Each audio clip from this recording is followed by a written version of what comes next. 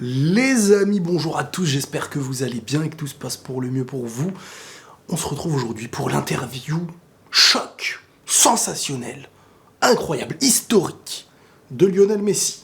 Je rigole. On nous l'avait annoncé comme une interview choc avec des révélations. En fait, non. En fait, on peut en déduire des choses. On peut faire une analyse en se disant s'il évoque ça, ça veut dire que ça peut se rapprocher de ça, alors que s'il avait dit ça, ça aurait peut-être voulu dire ça. Je pense que t'as très bien compris ce que je veux dire. Non, je rigole. Bon, on va pas perdre de temps parce qu'il y a beaucoup de choses. Alors, dans cette interview, il a évoqué le meilleur entraîneur avec lequel il a joué, qui est Pep Guardiola. Bon, là-dessus, j'ai envie de dire que la période Pep Guardiola coïncidait avec les meilleurs joueurs de l'histoire du Barça, la meilleure équipe de l'histoire du Barça. C'est comme le guerrier millénaire dans Dragon Ball. Il y en a un tous les 1000 ans. Et ben, à Barcelone, une équipe comme celle-ci, il y en aura une tous les... Peut-être que c'est tout. Peut-être que ce sera le seul moment de l'histoire où le Barça aura une aussi grande équipe à chaque poste, presque avec un joueur historique. Samuel Eto'o. T'avais ensuite Thierry Henry, Ronaldinho. T'as eu Messi, bon Ronaldinho c'était un petit peu avant, mais cette période-ci n'était pas mauvaise. Mais bref, Messi, Xavi, Iniesta, Puyol, Alves, voilà, chaque joueur là, tu les sors dans 20, 30, 40, 50, 60 ans ou plus, c'est historique.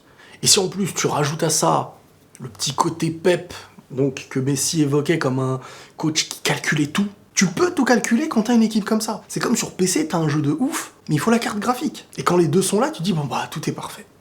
Mais parfois, t'as le coach qui a les idées, mais qui a besoin des meilleurs éléments pour construire. Il a aussi évoqué que Luis Enrique en faisait partie. Quand on regarde bien, c'est les coachs avec lesquels il a gagné la Ligue des Champions. Messi évoque, bon, qu'actuellement il va bien, mais que cet été, ça avait été très dur. Hein. Bon, vous vous rappelez, Messi, acte 1, 2, 3, 4. Là, on est sur la pré-saison, j'ai envie de dire, on est entre les deux. Peut-être bientôt un trailer de ce qui se passera cet été.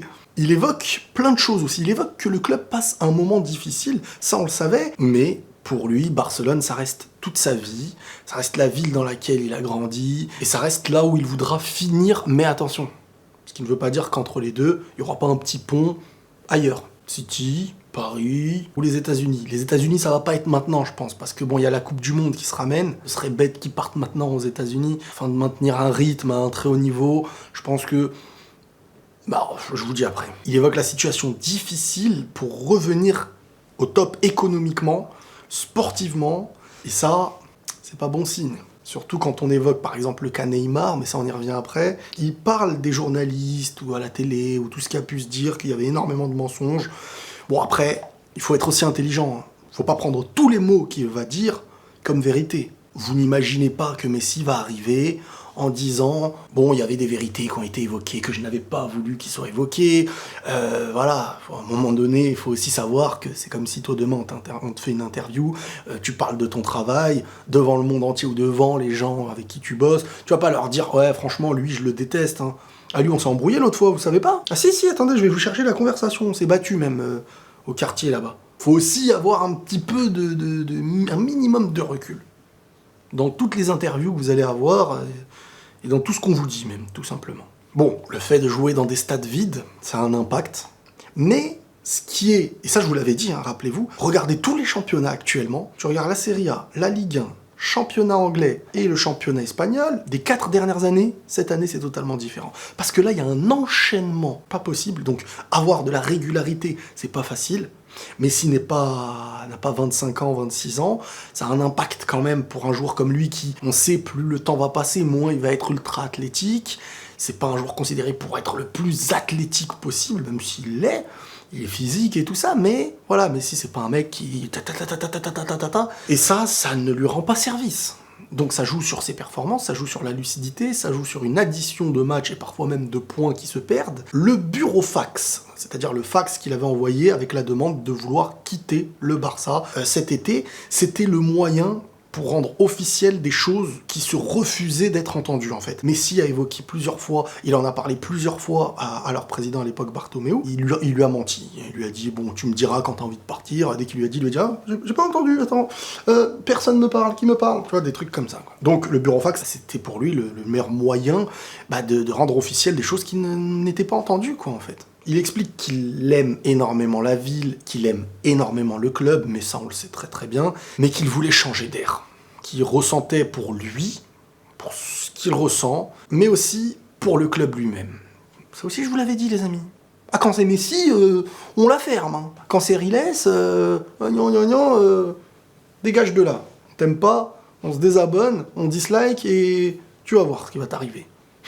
Mais en fait, le Barça doit construire autour de Messi. Le Barça a des jeunes talentueux qui doivent grandir. Et le Barça, à l'ancienne génération, qui doit à un moment donné s'en aller. Et le Barça doit construire, pas autour de Messi. Le Barça doit construire l'après-Messi. Parce que les gens là, qui regardent un match, qui disent « Regardez, il n'y avait pas Messi, vous avez vu ce que c'est que le Barça sans Messi ?» Oui, bon déjà, il manquait Messi, mais il manquait aussi d'autres joueurs comme Ansu Fati et tout ça. Mais il faut s'y faire. Il faut pas que ce Barça joue sans Messi. Il faut que ce Barça se reconstruise sans Messi. Elle est là la différence. Messi ne pénalise pas le Barça, mais le Barça dort autour de Messi. Tant qu'il y a Messi, il sera le leader. Le ballon devra tourner autour de lui. D'une certaine manière, c'est celui qui devra faire la différence. Et ça, c'est un problème, et on le voit depuis quelques années déjà. Le Barça ne peut plus reconstruire avec Neymar, le Barça ne va pas te ramener 3-4 gros joueurs qui vont faire la différence. Maintenant, le Barça doit reconstruire son club. Et j'aurais dit la même chose avec un Ronaldo d'un certain âge au Real Madrid, s'il était resté, et s'il avait un certain âge aujourd'hui, si on ressentait que le club commence à clairement reculer, il faut reconstruire. Donc là, il n'y a plus Ronaldo, ça se ressent clairement au Real Madrid, mais il faut faire avec, il faut reconstruire, il va falloir retrouver ce truc. Alors parfois il y aura des tests qui vont pas marcher, tu prends Eden Hazard, tu espères, tu te dis bon, voilà, vous connaissez la suite. Tu prends Griezmann, tu te dis bon, ce côté, vous connaissez la suite. Et voilà, c'est le temps qui fera que voilà, et entre-temps, il y aura du Liverpool, il y aura du Bayern, ça y est, il y a une ère qui est passée, le Barça reste le Barça. Le Barça a existé avant Messi, le Barça existera après Messi, le Real a existé avant Ronaldo, le Real existera après Ronaldo, mais tu reconstruis, et tu ne construis plus autour, parce que ça y est, le joueur est en fin de cycle, le joueur est en fin de carrière, tu peux plus compter que sur lui. Et puis, ce que tu payes à un tel joueur, tu pourrais le payer à 2 voire à 3 joueurs peut-être après derrière. Il évoquait aussi Suarez, qui est parti gratuitement pour un club en plus de ça rival dans le championnat, qui aujourd'hui est premier en plus. Tu fais partir un joueur comme Suarez, la manière dans laquelle il s'en va, pour lui ça a été un manque de respect, et il a pas tort. Surtout que tu mets un vide, tu crées un vide dans l'équipe pour au final ne pas le combler. Et ça se ressent. Bon, il a expliqué que Messi ne dirige pas tout, qu'il n'est pas le dictateur de toutes les choses qui se disent, que ce soit en Argentine, ici et tout, au point même où il a dit je préfère même pas évoquer un président, dire pour qui je serais et tout ça, parce qu'on va encore me dire que je suis limite celui qui dirige tout, qui contrôle tout et tout. Il évoque Koeman, le coach actuel, comme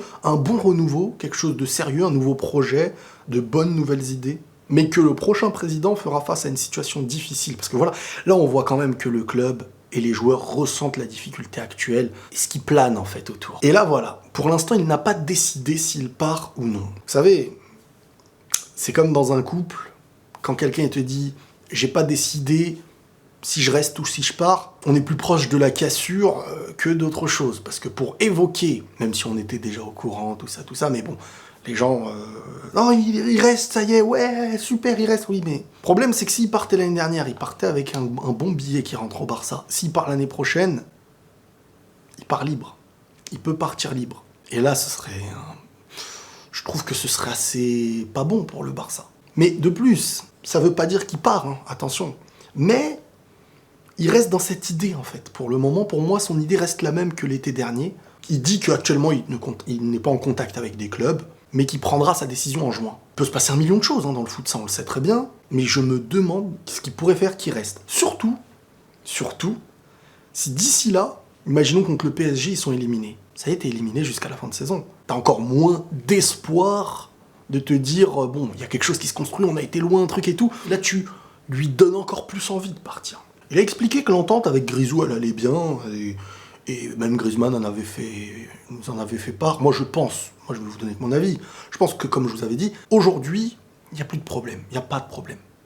Mais qu'à un moment, au début, on voyait des choses, on sentait des choses. Mais ça c'est déjà arrivé avec plein de clubs, c'est pas uniquement propre à Messi et Griezmann. Mais que ça y est, après 1 an et demi, c'est bon, vous croyez que Messi il est là, non, moi je t'aime pas. C'est pas comme ça y est. Aujourd'hui, ils avancent, ils sont dans le club, et il doit y avoir même une bonne entente aujourd'hui, c'est plus un problème. Pour moi, le problème, il se pose là, sur un placement de jeu, sur une manière de jouer, sur un joueur qui doit attirer les ballons, et quand il y en a deux et tout, ça peut pas fonctionner au même endroit, même si, bon, quand tu vois que Messi n'est pas là, Griezmann n'a pas l'air non plus d'être présent, donc, bref, c'est un autre débat. Il a toujours rêvé de vivre aux USA, c'est quelque chose qu'il évoque quand même.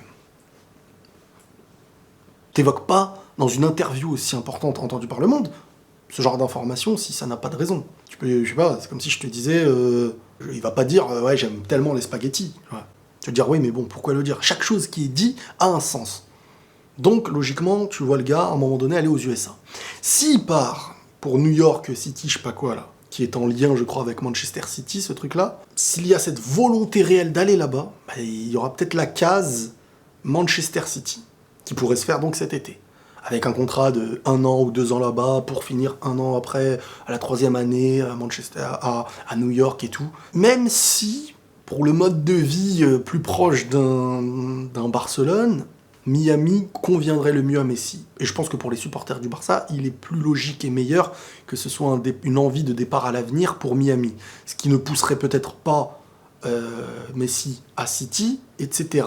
Ils lui ont posé la question de Neymar. Est-ce que si Neymar revient au Barça, tu restes ou pas? Et là, Messi, en fait, à aucun moment, en fait, il donne un espoir de rester. C'est ça le truc de fou dans cette interview. Enfin, c'est pas un truc de fou, ça va dans le même sens qu'avant. Il explique que le Barça a besoin de très bons joueurs, mais que la situation actuelle rend les choses presque impossibles. Tu vois, à un moment donné, quand t'as l'optique de rester, ou de reconstruire, de participer à cette reconstruction autour de toi, tu te dis, comme Neymar l'a dit, ramenez-moi Neymar, parce que Messi, là, ça c'est des choses qu'il disait avant. On lui a promis des choses, ça s'est pas fait.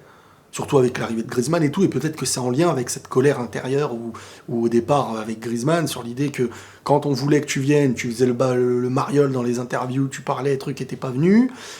Ensuite, quand on veut reprendre Neymar, donc Messi peut-être s'attend à Neymar et on lui ramène Grisou, surtout que l'année d'avant il a parlé, tous ces trucs-là peut-être qui n'ont pas été digérés au début dans la relation.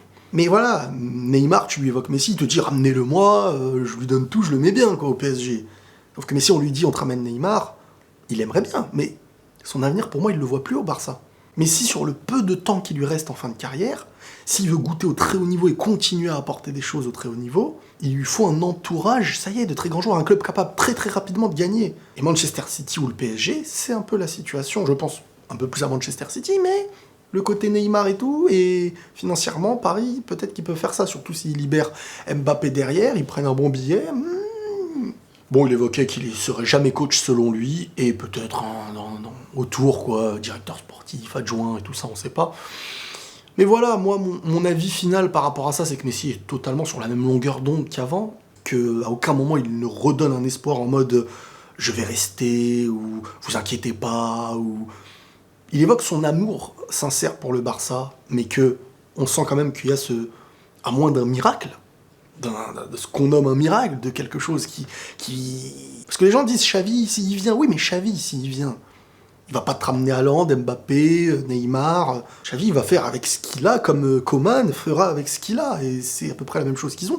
Tout dépendra, du président qui va être élu aussi. Mais va falloir qu'il se passe un truc de fou pour que Messi, sur le peu de temps qui lui reste, fasse confiance à un nouveau projet, participe à un nouveau projet. Messi n'a plus besoin d'un nouveau projet. Messi a besoin de terminer au très haut niveau, en Europe, avant la Coupe du Monde, avec des joueurs directement aptes, compatible à son niveau et prêt à gagner directement. Le Barça a besoin de temps pour s'élever et gagner en Europe, tout comme le Real aujourd'hui a besoin de temps et d'années pour se reconstruire et grandir en Europe. Voilà à peu près globalement l'interview de Messi. Prenez tous soin de vous les amis et la paix sur vous.